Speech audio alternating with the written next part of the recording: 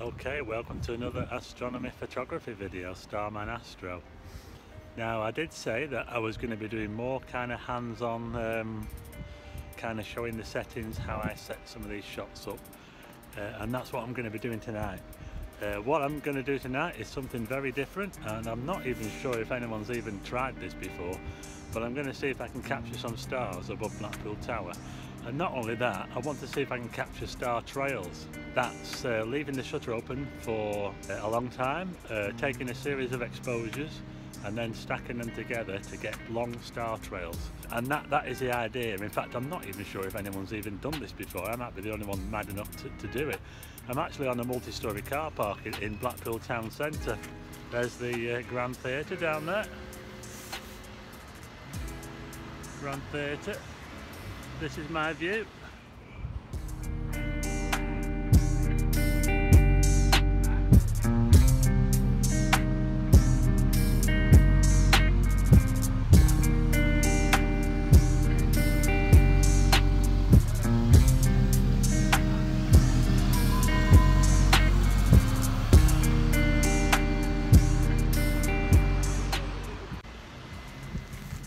So yeah, so what I'm attempting tonight is quite a challenge really. I've set my camera up and I'm just playing around with exposures now just to see what kind of settings I'm in. Now I'm not sure if this is actually going to work because I've got clouds, which is not really ideal at the moment, but it's not quite dark enough yet anyway, so we'll wait and see if these clouds clear when it gets dark enough to be able to see the stars. I can't really see any stars at the moment, but I'm just going to see anyway, and if the clouds are too much, I'll have some nice long exposures of clouds, so we'll see how they look. And anyway, the International Space Station is due to go over in about, I don't know, about half an hour, so if it does clear I might have a go at that instead.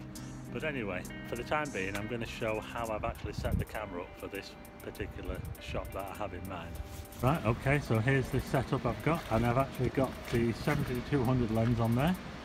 And it has a tripod collar, so because it has a tripod collar I've decided to mount it on the actual geared head, which is the right thing to do with this sort of lens rather than mount it on the camera. So I've got that mounted on there, and I've also, because what I want to do is I want to get right in on the tower, and I'll just show you the picture now. If you can see that there, you can see that I've composed right in on the tower, but I've left space either side, and hopefully I'll get stars either side. Well, we'll see anyway. But I just want to show you around this side. So I've got the lens set to about just under 135mm for that composition. And another thing as well, if I just spin this back round again, if I could just undo this, something else that's quite important when you're doing star trails or long exposures with this particular lens is turn off the VR. Turn the VR off. Make sure that's turned off when you're doing long exposures and things like that, because it's not going to help you at all. So I'll just lock that back up again, and that's the way that I have the camera set up. So now all I need to do is have a play around with the settings. The shutter speed, I've actually got it on 30 seconds at the moment, and I'm using an aperture of f4.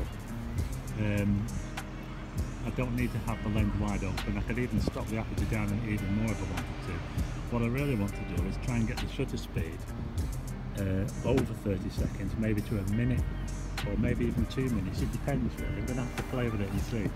But I'm using this thing for the to get the exposure. This is going to control the camera, and it's very easy to use. All you do is you press the button and move this along here. You can set how long you want the exposure to be, and that I have 20 seconds, so I'll put that on to say a minute. I'll just move that down. Right, that's now set for a minute. So if I move it on to interval, you'll see it says interval there. It says 1 second, so that's right, I want an interval of 1 second. And then number, I'll have that locked to infinity. It's on about 300, so that'll be alright. I'll just leave it on 300, but you can lock it on infinity. Another way of doing it is just to simply lock the shutter on. if you put your camera on 30-second exposures, and if that's fine for your photograph, you can just lock your camera on and have your frame advance, which is somewhere around here, frame advance set to continuous. You want that on continuous. So, and then you can lock this down and it'll just keep taking pictures continuously. Yeah, so I've got it set to, the ISO is set to 100. Don't need a really high ISO to do star trails. I've got it on an aperture of f5.6. There's no hard and fast rule. You don't need a super fast lens like this one, f2.8. If you've got something like f4 or even f5.6, it doesn't matter. You can do star trails. You don't need a fast lens to do a star trail. You can do star trails quite easily with a kit lens. No problem whatsoever. That's the way I've got the camera set up for this particular shot, this very challenging shot, should I say. Although saying that, the weather's pretty good. It's dry. It's not that cold up here either. I've actually come up onto the car park to get above all these lights down here, although I've got these lights up here to contend with.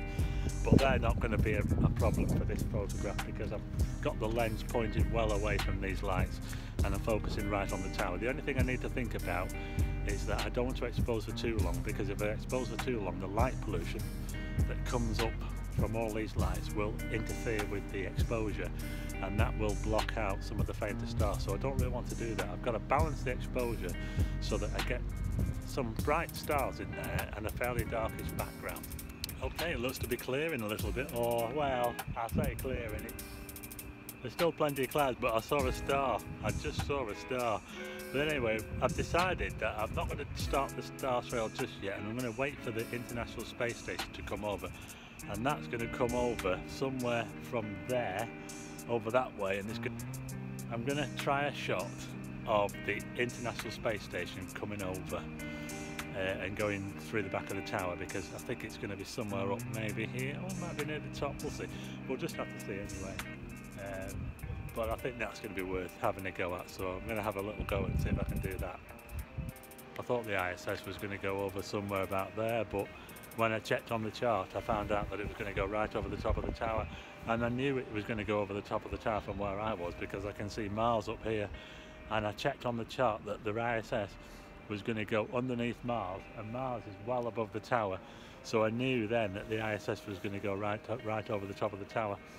So yeah, it's been a bit of a bust, but I've had a bit of a practice at this shot, and hopefully I can come back another night and I can get it the next time. But for now I'll just leave you with the images I got, some cloudy rolling cloud long exposures and the ISS going over the top of Blackpool Tower. If you have any questions about star trail photography, just leave me a comment in the comments box and I'll read it and I'll see if I can help. See you next time.